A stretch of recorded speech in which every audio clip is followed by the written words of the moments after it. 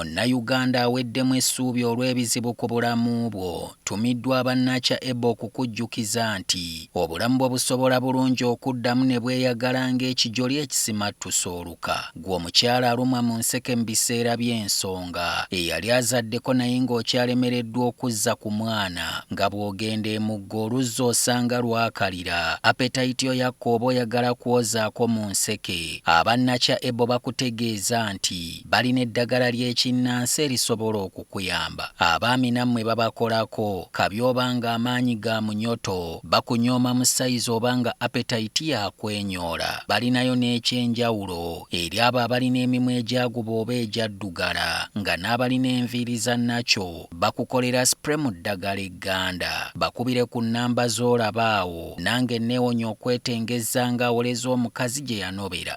Weewaawo mbaniriza nnyo era mbakulisaayo nnyo mu kuwumulamu okwo. Tukyali ne Angel Kirunda, omukutu gwa SK Media. Mwebale kusubscribinga, mwebale kukola byonna ebifudde omukutu guno ogw'enjawulo n'abakkiriza ebigambo ebyogerwa kuno, kuba nabagamba nga sinnaba kubatuusaako muntu yenna oba bubaka bwonna.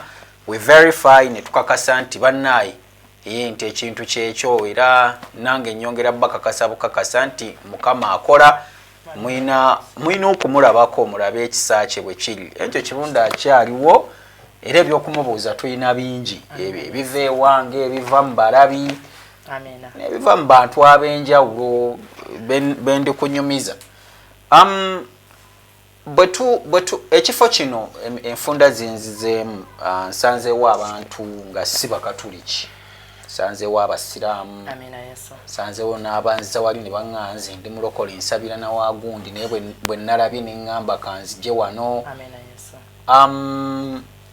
Abantu bano naddala abasiraamu whereby nga bo Yesu si kintu kikulu nnyo gye bali. Obabuulira kukyuka oba otunuulira ekyo kye baba bazze okufuna. Yesu ayambadde ekyambalo eky'omuwendo ekisinga mu byambalo.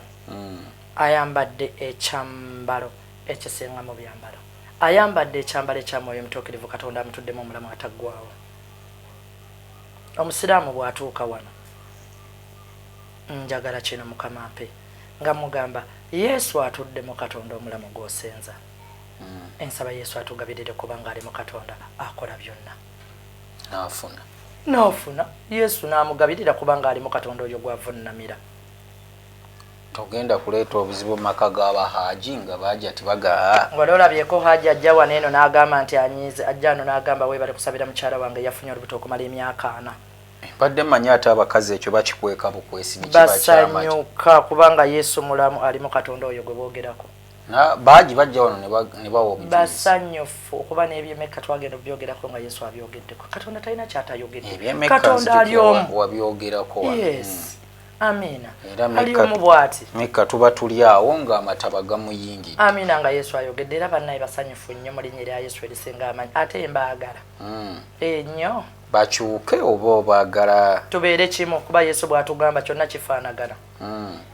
They hold the word of God and we hold the word of God. Kati olwo ki ekirwanya Abayisirayiri n'Abapalestina? Lwaki Katonda tagenda olutalo olwo n'alukkakkanya? Yesu abeetaagamu okukkiriza n'okumanya Katonda. Bali Abapalestina bamumanyi bagamba bo basiraamu. Amina kiti. Bano bagamba efe Yesu waffe gwe tusinza, bo bamulabanga kyali eyayitayo obuyise eyo.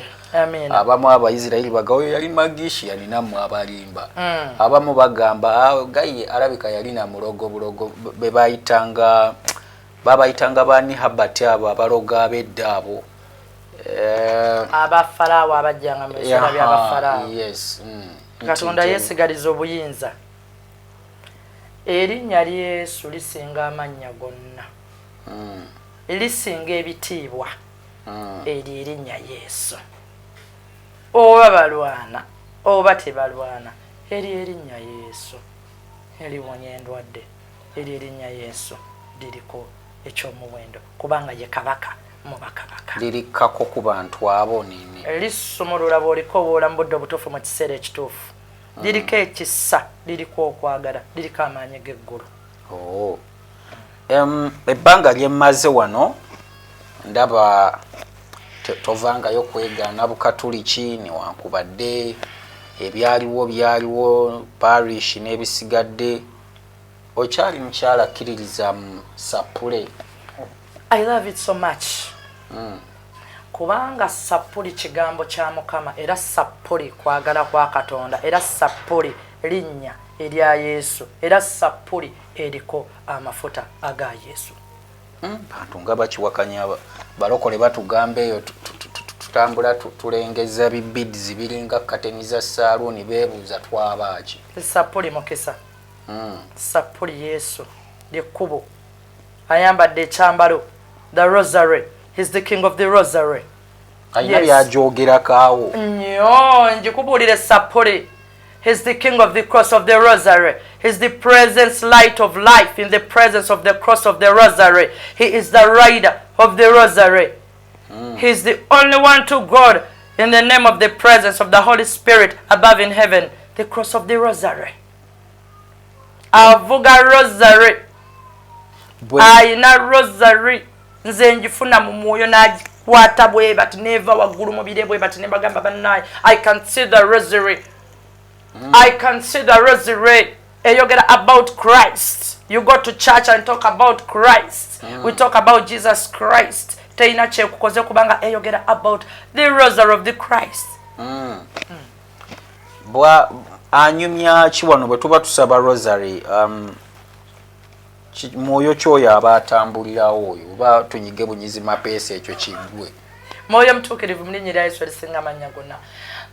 Sapuli si kyekintu kye nagamba enti njikwate. One time when I was like sleeping, Rosary nekka. Nengamba ndaba Rosary. Nembagamba ndaba Rosary. Natandika okubanga ansomesa ebigambo about the Rosary. Agamba the rider of the cross of the Rosary. He represents the Rosary because he is the king of the cross of the Rosary. He is the king of the priests of the cross of the Rosary.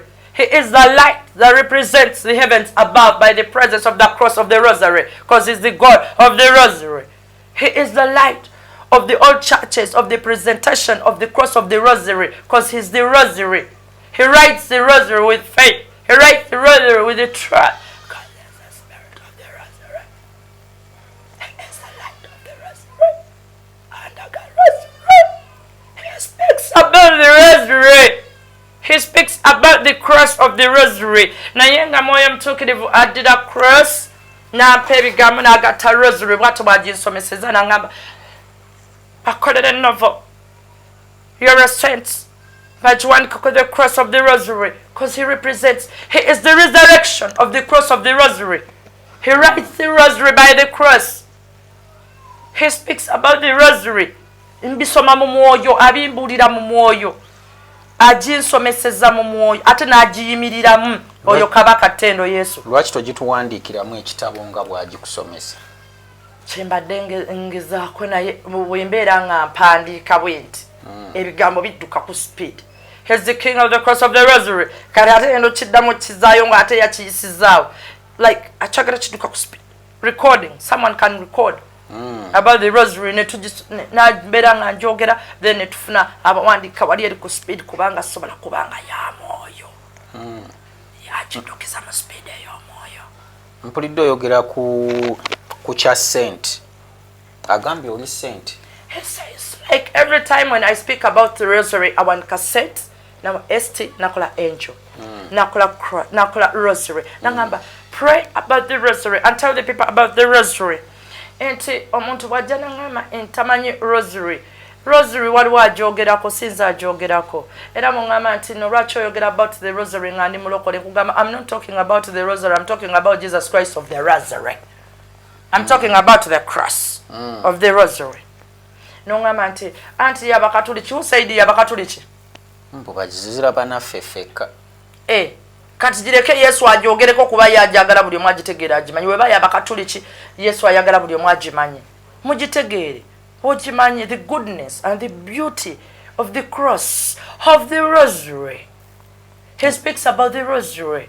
Era abamu ekibagaana n'okubeera mu bukatuliki n'abamu ekibaddusaayo mbu tusaba bye batategeera tulyawo busapule tunyiga n'osikempeke. Sapuli ojogerako yo ng'ogyogerako sapuli eyo ogikutte bwe bati eyogera ki anti ntero banyumiza nti Rosary is a summary of the Bible. Yes.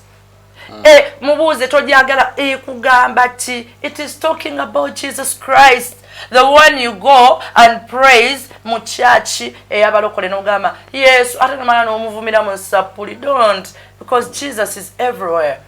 Nyo babuuza nti muwulira tugamba sitaani omutuukirivu otusaasire oba tugamba mukama Yesu ekwegamba bansobera sikitegeera.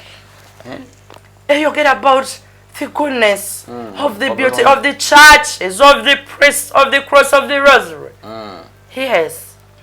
Tebogera ku sapuli bagireko, it is very beautiful because Jesus speaks about the rosary because he's the right. Era bwoba ogitunulidde bwe bati omusalaba gwe gusooka ko yangamba sooka oyogere ku musalaba guno gusemba wansi gubuulire obulungi bwa rosary waggulu. Gwogere ku mpiki ezo ezambuka waggulu. Bwogere kati ntandikire eno Yesu ye bwangamba the cross of the beauty of the rosary. He is the resurrection of the cross of the rosary. He is the light of the ages and ages of heaven above of the rosary. He is the king of the angels of the cross of the rosary. He writes the rosary in heaven. He is the blood that washes our sin by the cross of the rosary. He lightens the heaven by the cross of the rosary. He is the king beauty of light in the name of the presence of light in the cross of the rosary. He raises the dead by the cross of the rosary. Yafa ku musalaba nayiwa omusaayi olw'ekigambo kya rosary. Okimanyi batukwata rosary n'otambula empiki eyogera ku kufa eyogera ku mazuukira aga Yesu. Kitiibwa bagiveeko eyo eyaginsomesezza eyo sigenda kujja kayana na muntu oli bwagamba mbu asabye ekigambo mwoyo n'amukkako mugamba jangu naawe olaba mwoyo bw'ayogera ayogera about the rosary. Ekirala ebiseera ebisinga ndoozi otera okulaba abantu bangi tekikwaffectinga health wise kuba okutuula wano okuva essaawa ne weziba 3 ne weziba 5 n'ovaawo ku 2 ekiro. Kuba kakati weekisinga 2 emabega mbadde nfunyemuko obulwadde awo katono nali nfunye ne ka stroke. Ntudde ku bantu obeera ku bantu kuva ku ssaawa 2 ez'okumakya paka ku ssaawa 5 ez'ekiro ng'otudde mu kifo kimu. Ate omuntu bw'agamba mukuluka weesa nze nakulabye ku TikTok nakulabye ku YouTube tosobola gaana omugamba Yesu obadde oyagala akola atya kubanga ekisawo ekiri ekya Yesu. Amina kitiibwa. Mpozi just okutereezaamu bantu ababa baagala okulaba mukyala Angel nti bw'okwata ennamba y'essimu oba okubidde omuntu omulala yenna akutte essimu eyo specifically kati eba yakola booking ndooza enkola eri ey'okuyiika yazze eggwawo okusobola buli omu muwa omukisa n'obudde.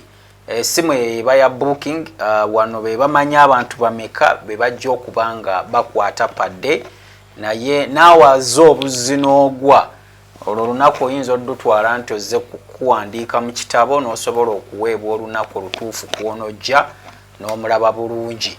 Otherwise yafunamu obuzibu awe mabega nga bwali mu kubwogerako.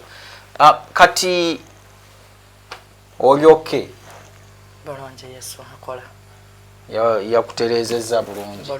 Era mbadde nsaba abantu nga bajja ne tusaba naye obuzibu bwe nnina nti omuntu muwa obudde bungi.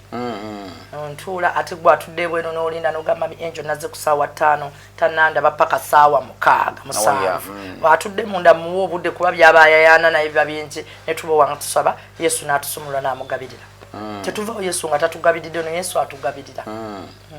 Otyo kati tofune yawo bono obugaali obuba station liko kovugavuga mbuli ku makyawo. Yesu bwe yagambye bwe mpuliranga ngamba fitness ebeewo. Bwe yagambye amina kitiibwa. Amina Yesu. Fitness I think ogyetaaga okw'omubiri otuula nnyo mu kifo ekimu. Okay. kamera badde akyogerako nnyo omubiri gutuula okumala omwaka mulamba. Israel okyalina enteekateeka ezigenda nnyo yaŋŋambye bagavuga ntuukayo okubatizibwa mu linnya lya Yesu erisinga amannya gonna kuba mpulirira ddala nga kati waabunkenko okkamala. Ekisa kya Mukama kikole awo Yesu wakwagalira okukkiriza kwo bwe gavuga tambula oseseetuke mu maaso bw'ofuna entiisa omugamba Yesu kaakati mpita empologoma enkulembere empologoma ya Yudeeyo ewali kirema maaso eyo myezi gino nga tetunnamalako mwaka Mukama biki byakubikkulira ku ggwanga lyattu lino Uganda omwaka guno gwokka kale omwaka guno gwokka Mukama yaŋŋambye omwaka guno ngende enamboole tusabire eggwanga Namboole kuno okusaba kwa 25 yampadde 23 simanyi lwaki yaŋŋambye ngendeyo ne mugamba Yesu n'asobola Yesu n'agamba enkuba keetonye omusana kwa olaba Yesu bwe yayimiryano ne yeeyoleka ebitangala ne biyoleka yagambye I'll make a miracle for you ne mugamba amina Yesu nkirindiridde ekyamagero nze ndi mugomo kubanga Yesu mulamu nze mulaba mulamu amina kitiibwa natugamba tusabe then tutamala okusabira Uganda then tukena kuyingira omwaka ogujja ekisa kya Mukama kibe nga kyeyongera kweyoleka bwe yokisinga tusaba busaba nga Mukama wantu olina kyotukaano n'ombuuza Yesu n'atayogera ekyo kimwebaliza teri kintu kirungi mu linnya lya Yesu erisinga amannya gonna nga mwoyo kukka nga tomuyise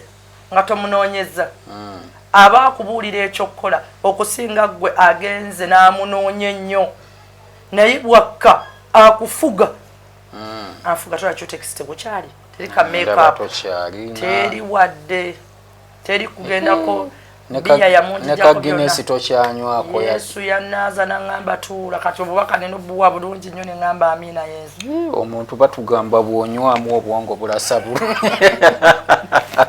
ne Yesu batunyumiza abamanyi ebyafaayo mbu he changed water into wine ya changing water into wine waliwo omukolo ate bandikoze batya kubanga bwe kirekyo naye yagonywa n'akoma Jesus biwulira mulinnya lya Yesu anywamu ng'omuntu mutukuvu Yesu omuntu bagamba olw'okuba yali mu kifaananyi kyaffe ng'abantu mutukuvu Yesu ate okubanga yeeyisanga ekisa kyamukkako ekisanduza kyajja n'anywamu ekya Yesu ekisa ekya Yesu ekyobutuukirivu Yesu mulungi tasobola naye Yesu ono abantu abali eyo abeemulugunya ku bizibu byabwe n'ebino byonna by'otugamba ebijja bw'aba amanyi nti ddala ebijja bitasobola kubiyimiriza bannaayo yayiwa omusaayi gwe bwe yayiwa omusaayi n'anaaza n'atukuza tufukamire twegayirire twenenye ekisa kya Mukama kikole ogugwa gwaggwa amina kitiibwa amina ngule nga yalutulekamu ekisa bwe kikka bwe ekita ekya Yesu n'ovunnama n'osaba nsabira wano abantu nenkusabira tetulwa nawo kiki Yesu mugambe nsaba kino nakino banaye abantu akoleza n'akameseji nga talina nagatambula yatambula n'ajja wano mami enjo omulimu nagufunye sente nazifunye oluzaalo nnina Mukama n'akola kuba ekisa kye bwe kyakka akugamba saba banno baweebwe yes basabire banno baweebwe naye nga Mukama nga wakatuuka banasooka tugamba gundi oyo yakola bwe bati negamba Yesu angambye wakola bwoti ne bwoti nti kituufu ne tusabire ekyo Yesu kyatugambye ekizibye ekkubo kabaka tteno nantameggwa n'asumulula kuba yekisumuluza ekisumulula byonna abasaba bano abayita mu prayer requests oli asobola owandiika ebbaluwa oba ali bedridden talina gajja n'akola akabaluwa akasabe Mukama byayagala mukolere n'abiwa muntu abireete waneeno essaala eyo nayo Yesu agiyisaamu ebiseera bisinga nti mwoyo mutuukirivu mu linnya lya Yesu erisinga amanyi ekisa ekyo bwe kikka n'oleeta bwe nsoma bwe bati nga nsirayo nga kugamba genda muŋŋambire Mukama atugambye yakola bwati ne bwati ne bwati ne bwati kati oyo ennyini gwe twetaaga ajje wano Yesu akola asumulula istiru Yesu asumulula n'agamba musumulule naye muŋŋambire ekintu bwe kiti ne bwe kiti ne bwe kiti yakikola ya mwaka bwe kuti ne bwe kuti obudde bwe buti ne bwe buti ne bwe buti Mukama ayagala amusumulule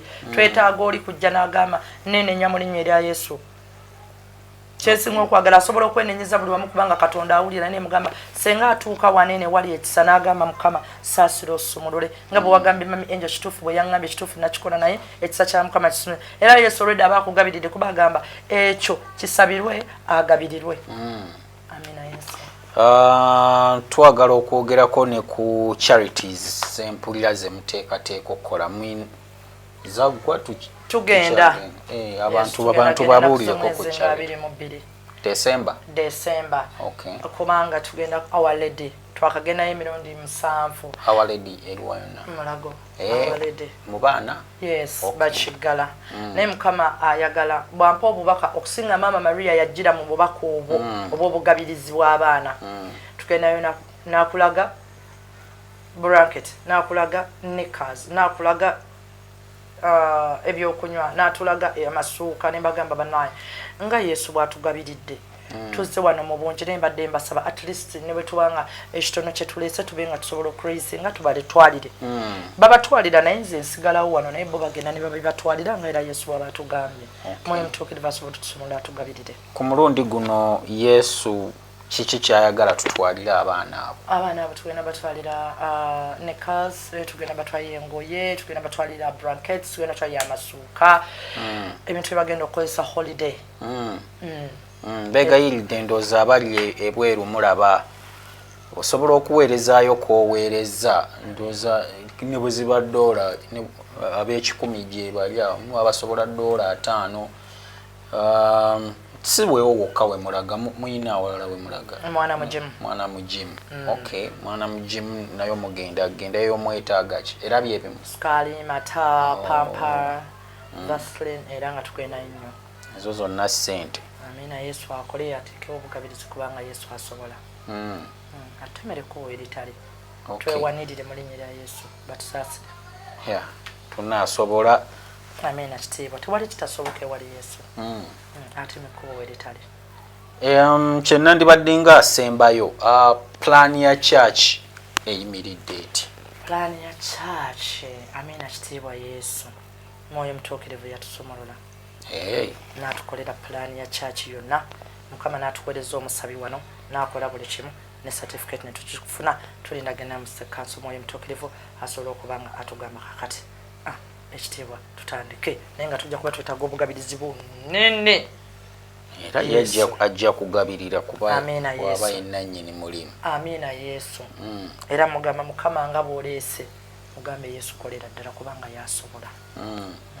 Abantu tebabasumbuwa wano mu neighborhood nga musaba tebatusumbuwa naye abamu bayinza otusumbuwamuko kubanga tulina overnight naye tuvaawo mangu by sawa 6 mu linnya lya Yesu. Then on Sunday netandika sawa 8 tuvaawo ku sawa nga 2 oba sawa 12. Amina. Nze I still insist space eno abantu singa anyway era baba tebajja kujjawo naye ekirungi nti kati wali small wali tight nnyo tebajjaawo kati first week of the month olwolunaku bannaye simanyi lwaki abantu tebalwabalimu otegeera abalutegeera first week of the month lwa lwakuna ne Thursday Holy Thursday okatonda yajipa ne bwe tusaba n'otuuka wano Mukama akuwa ky'oyagala that very day akituwa n'asumulula ayogera n'ekyo wakoze ku matanga wabadde bulaayira n'otuukako wano n'ekyo wasembyeyo okwogera ng'otuuka n'ogamba Mukama nsaba bwetuuke wa mami Angel ampe kino mugamba Yesu angambye obadde ofuluma mu nnyumba n'ogamba bwe bati amazima mu linnya lya Yesu lisinga amannya gonna he provides. Thursday no njagala kugitegeera n'abalabi bano bagitegeere teba yakulaba gwe wabula kusabira wamu bonna n'ogamba eyo Holy Thursday esooka mu mwezi batuula wano omu tandika saawa 12 ez'okumakya ngenda okutuuka saawa 5 ze muvudde omu ng'oyimya n'ogamba Mukama nsaba mpe kino abalina okubuwa obujulizi be bangi babuwa Holy Thursday ne babuwa ennaku endala zonna nali wano ku Thursday Mukama nampa kino passport yange nefulumirawo mu nnaku 2 nze nafuna kino omulimu ne bagumpa Mukama Yesu n'akola ebinene olunaku lulungi era nsaba abantu balujjumbire nnyo balutegere balumanye kubanga ekisa kya Mukama kikkira ddala. Amina. Amina Yesu. Waliwo kye tutakoonyeeko ku bibaddewo. Mukama atugambye abadde ampa obubaka nga ayogera ku ndwadde TB.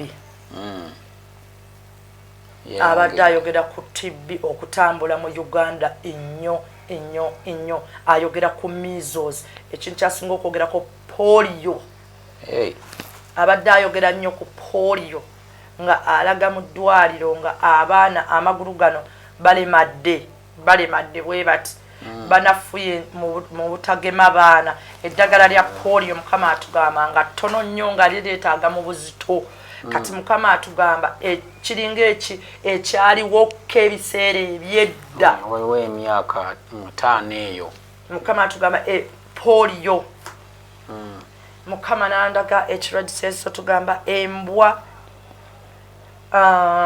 kirwadde kyekitera mu nnaku 25 rabies no nga ky'abantu eky'abantu yes abantu obulwadde obuttira mu nnaku entono nga bulumbi aba Ebola yes embwa nnyingi nnyo mu Uganda ezitambula ekiro ne zirya ate ne zigenda ne zisesema ku streets ne zigenda ne zinywa amazzi kati Mukama atugamba ekyo amazzi agatambula ne gasenebwa mu nzizi Mukama atugamba ajja ekirwadde ekyo kigenda kujja yes ate Mukama atulaga ensiri empitirivu ennyo malaria omuyitirivu atabula abaana emitwe nga ajja n'akwambaliramu n'agenda nga ayambuka nnyo malaria agenda kujanga mungi nnyo okusenga polio nnyo measles TB bijjaddi ebiseera Mukama byatugambye ebijjiramu twerinde bwerinzi yesu amina kitiibwa amina yesu abantu basabireko nga tetunnagenda yesu omulungi ow'ekisa ajjudde okwagala mu linnya lya yesu alina obuyinza obutaggwawo oyo kabaka teno n'ataneggwa ayambadde ekisa ayambadde okwagala amaanyi n'ekisa n'obuyinza byonna biri munda mu ye oyo omulungi omutuukirivu oyo omulungi kwagala oyo omulungi ttendo amina yesu n'alyoka atuzzaayo UN Russia ntalo amina yesu amina kitiibwa ennyonyi zizo ne zitambula mu bbanga nga Mukama atulaga entalo amina yesu Australia amina kabaka tendo mulungi wa kisa oyo kabaka Ghana Namibia Argentina Malawi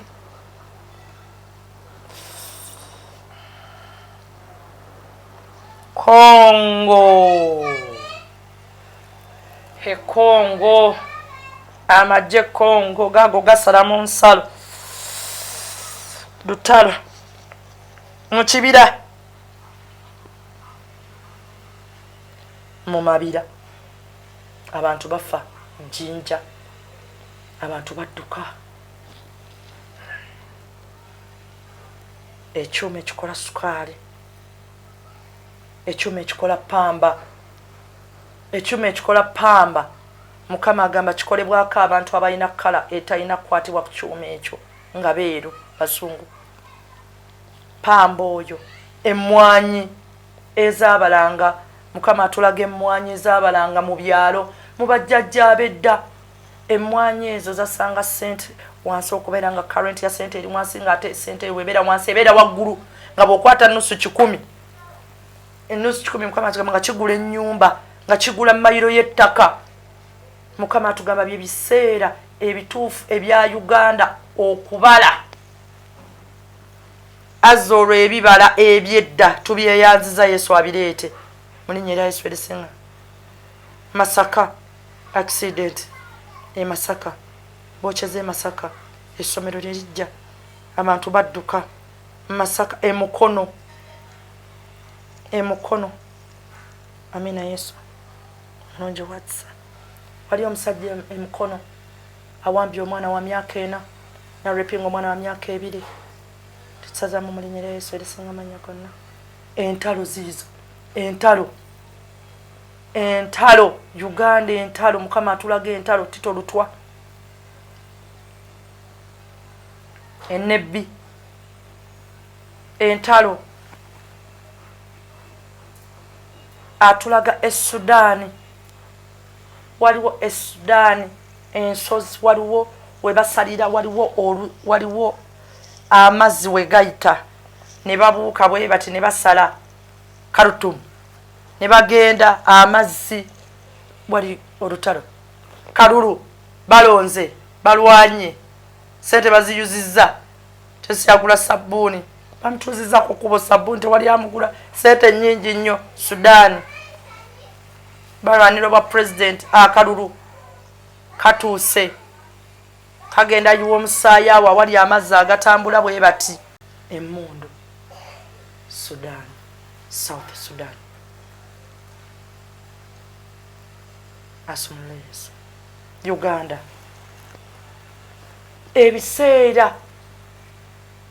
ebiseera ebyamiini biibyo Yesu abizza ebiseera ebyobote ebiseera Mukama atulaga waliwo emmotoka ziba jipu nga za green nga ziriko abambadde babayita banyanya abo yes batudde ku mmotoka bayita mabira basala babo batambula babo bajja baseseetuka ekisa kya Mukama atugamba nti no emirembe esatu gigenda kwegatta mu mulembe gumu ye bendera Mukama gye yatulaze yabadde eyiko omusaayi titolutwa amasasi gavuga kako kavuga emubende soloti kotido tololo babo kigambo kigenda kungana okuvaayo Yesu kigenda kyogera amina Yesu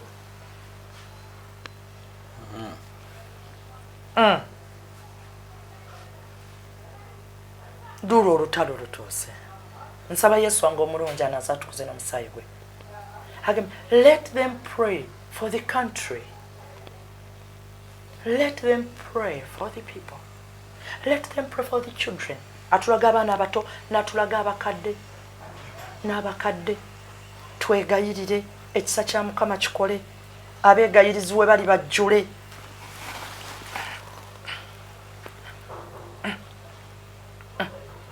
amaanyi g'eggulu gakke kitante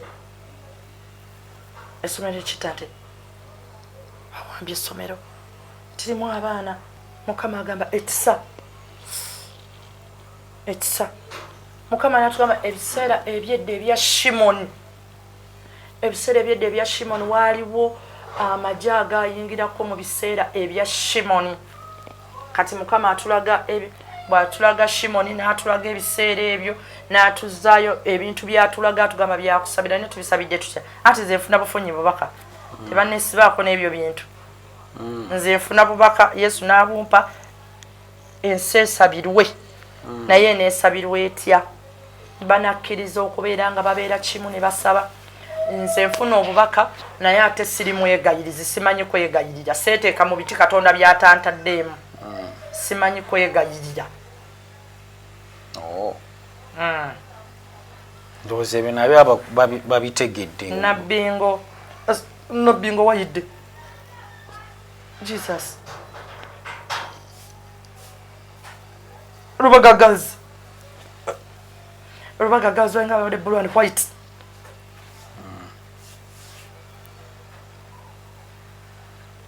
kitalya abantu bajjudde baabo nga bajjudde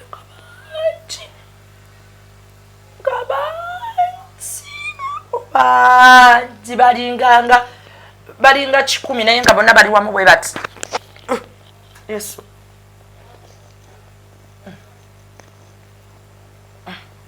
Bushenyi Khartoum Gabon Nigeria Ariyo prophet agenda okufa Nigeria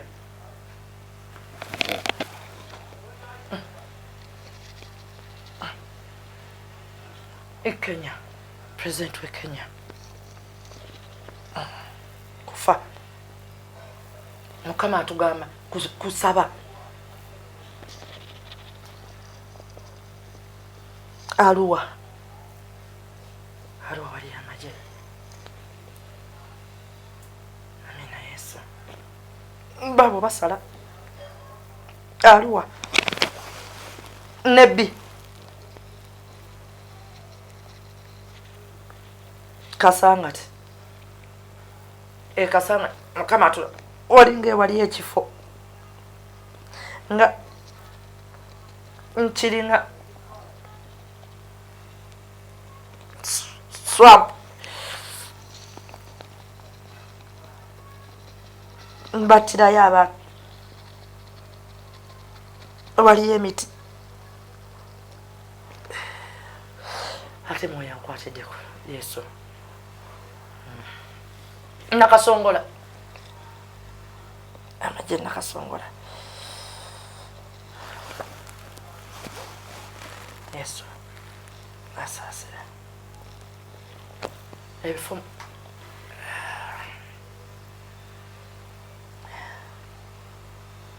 London waliyo omunayuganda abafiiriddeyo ne babakomyawo abafudde ennyonyi baleese baabo Yesu Ethiopia ennyonyi egudde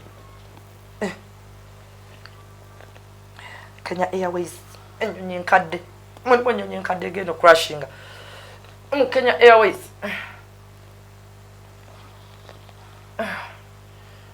waliwo ennyonyi weddukira bwe bati Mukama atulaga Kenya Airways waliwo wedduka bwe bati naye waliwo ewantu ewalinga ewali rafu ko nga tewatereera bulungi obuyinja bwedusiza obupiira bwe butambulidde ku ttaka wali bulina engeri gye bukyamyemu katini Mukama atugamba balancing y'ekkubo ye balancing ya waggulu ekkubo eriba nga teriri straight liriko bw'ayambuse waggulu obupiira ennyonyi ekyusemu katini olw'okubanga wansi gye yavudde ground yaayo teyabadde straight ne crashinga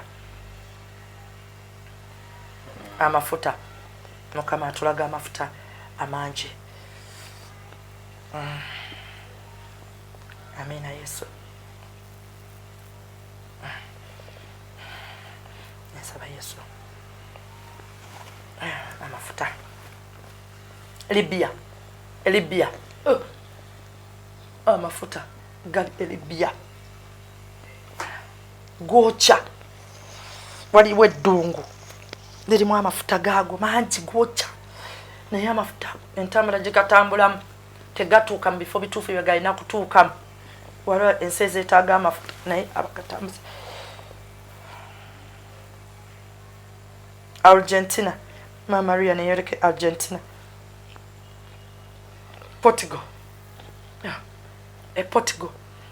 Portugal Mukama atugamba papa agende Portugal waliyo ebifo Mukama byatulaganga abantu abakulu batuula ku street nga tewali kyakulya nga beetaaga obuyambi Portugal papa Italy Russia ennyonyi zizo zidduka Russia zidduka missile Russia amina Yesu Mukama atugamba waliwo essomero St Martin abafaatha baali wanga nnyo obuyambi naye leetaaga obuyambi mubasomesa ne mu baana liri mu kitundu ki mu Mulago eddagala lya kansa